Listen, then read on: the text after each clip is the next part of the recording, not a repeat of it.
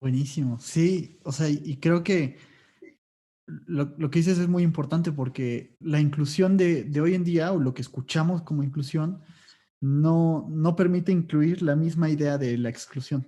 O sea, de que hay cosas Exacto. que a lo mejor sí merecen ser excluidas, o sea, no todo se puede Ujú. permitir ni nada por el estilo. Exacto.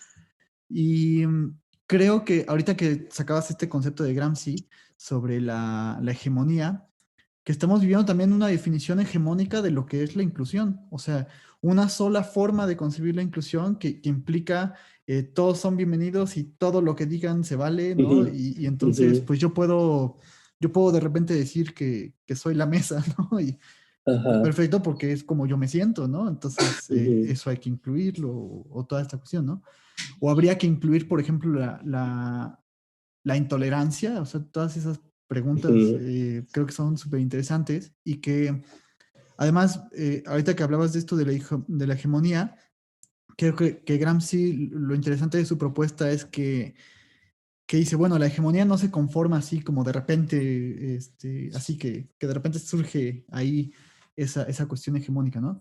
Sino que es un discurso que era plural, que estaba inserto como en una cuestión plural ahí, ¿no? Parecido como a todos los demás, con el mismo valor, y que de repente fue Claro, agarrando como más aceptación entre la gente lo fue normalizando, hasta tal punto que, por ejemplo, hoy creo que incluso está mal visto que uno pregunte por la inclusión. O sea, ujú, que uno pregunte, bueno, ¿y por qué tengo que incluir, no? Para claro, empezar. exacto, Y claro. que, Sí, ajá, no sí, se no, le puede no, colocar como un objeto de análisis. exacto.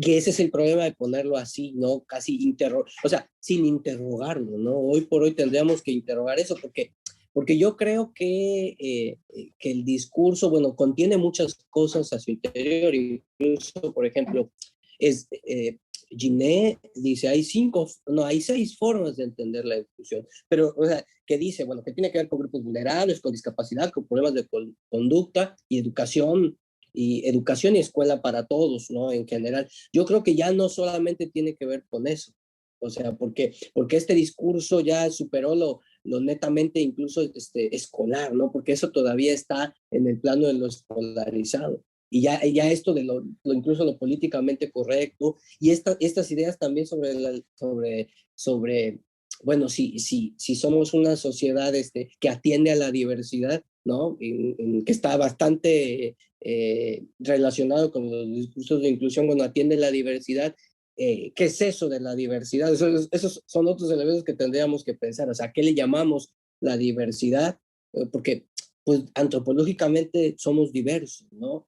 O yo diría, bueno, o a qué le llamamos la diferencia. O sea, ¿qué es el diferente? Que ya empieza a incluir con una serie de posicionamientos éticos, morales, ideas, creencias acerca de lo que es el diferente, las diferencias y cómo estas diferencias tendrían que estar y sobre todo cómo van a convivir, ¿no? Que ahí nos lleva un poco a lo plural precisamente. O sea, hoy por hoy, cómo hacer para lo plural, pero también cómo ponernos de acuerdo, porque sí es necesario ponernos de acuerdo.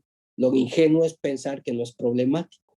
O sea, es muy problemático ponernos de Claro. acuerdo.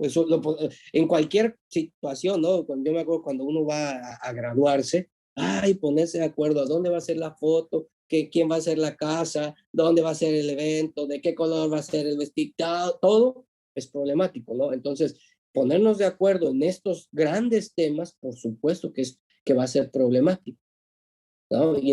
Sin embargo, necesitamos de pequeños consensos, ¿no? Diría Chantal Mouffe, que sean como momentáneos, ¿no? Pero que esa misma estructura posibilite el dinamismo para que nunca se quede de forma permanente gente afuera, visiones afuera, y que cada vez pues vaya habiendo como un ejercicio ella no le llama de inclusión, pero le llama como una cadena de equivalencias, ¿no? O sea, cómo vamos construyendo comunidad a partir de lo que es equivalente, ¿no? La cadena de equivalencia es lo que es equivalente a mí, porque esos son como puntos nodales desde los cuales nosotros nos podemos anclar, ¿no? Por ejemplo, los movimientos sociales, movimiento, por ejemplo, LGTB, y puede anclarse con el movimiento de las personas con discapacidad. ¿Por qué? porque hay una cadena de equivalencia en aquello que están pidiendo, que tiene que ver con la identidad. O sea, es ahí donde tendríamos que empezar a pensar, por ejemplo, la inclusión. Yo digo, hoy yo digo, esto me lo inventé yo, ¿no? Pero que es algo que estoy trabajando, pero digo, creo que vivimos fuertemente de repente un déficit de identificación equivalencial, ¿no? Déficit de identificación equivalencial. ¿Por qué? Porque cuando hablamos de inclusión, de repente, pues en lo escolar pensamos que es con el chico, que ya es, que basta con que el chico esté aquí, ¿no? Diría Carlos Esclar. Estamos todos juntos, esto ya es inclusión, pero no es así. Lo que necesitamos, y esto es algo como esta cuestión de la identificación como estético, o sea, porque la identificación con el otro refiere como un tipo de estética, pero que se relaciona no con las bellas artes, sino con lo sensible. O sea, la estética con el otro que me permite identificarme con el otro, pero, y además a partir de esta cadena de equivalencia, o sea, de esta equivalencia de qué es lo que tú y yo estamos buscando, que podemos, o sea, que es equivalente y que respetando, o sea, mi propia identidad nos permita ir construyendo esos pequeños consensos, ¿no? Entonces, creo que esto, bueno, lo que estoy diciendo pues, se puede sonar muy sencillo, pero en realidad es un gran reto, pero que supera esta idea, ¿no? Que yo ya, o sea, que de la que puedo ser un poco crítico, de la inclusión, todos nos queremos, nos amamos, abracémonos, y lo único que hace falta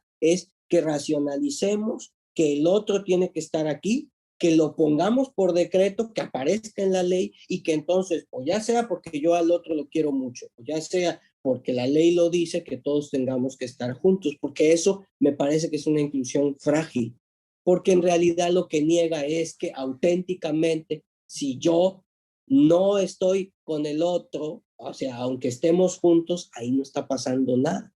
O sea, la cuestión está en por qué se siguen movilizando determinados grupos, porque en realidad aparentemente todos están aquí, la ley para personas de origen indígena, para personas con discapacidad, de género, LGTB, ahí están, pero no nos hemos podido como comunicar, no hay un elemento de diálogo ahí que permita ver cómo lo que se está pidiendo es equivalente y que tiene que ver con el reconocimiento del otro, ¿no? Entonces, me parece que al discurso de la inclusión escolar todavía le hace falta reconocer, por ejemplo, ¿no? Cuando hablamos de personas con discapacidad, que no es que este chico llegue y yo lo voy a ayudar a hacer las cosas, sino cómo esa identidad del chico también viene y transforma, trastoca lo escolar, porque si no, pues solamente es un ejercicio de asimilación donde yo en realidad a tu identidad no la he aceptado, la escuela no la acepta, que está en esta idea todavía de muchos que dicen, no todas las personas con discapacidad pueden estar aquí. O sea, ahí cuando te das cuenta de que aunque hay inclusión, pero estos no, quiere decir que pues esta identidad como tal, en la medida en que no sea asimilada o no sea convertida en el tipo ideal del sujeto, o sea, del sujeto educado, diría, siguiendo a Foucault, del sujeto educado, pues él está, pero no está. O sea, ahí no hay una auténtica inclusión, pero por desgracia los discursos de sentido común, o sea, estos que circulan, ¿no? Entendiendo el sentido común también como Gramsci, ¿no? El sentido común así como una serie de elementos ahí que circulan, que no solamente tienen que ver de boca en boca, sino que disponen, ¿no? Determinadas actitudes y acciones, pues el sentido común de la escuela es que en realidad no se ha movilizado. O sea, ahí no hay inclusión. Y donde solamente hay así de, sí, aquí los queremos todos, en realidad no hay un reconocimiento del otro. Y en sentido estricto, pues no hay inclusión tampoco, ¿no? Entonces son como cosas que empiezan a preocuparme y que tiene que ver con la lectura que he hecho del propio discurso de la inclusión.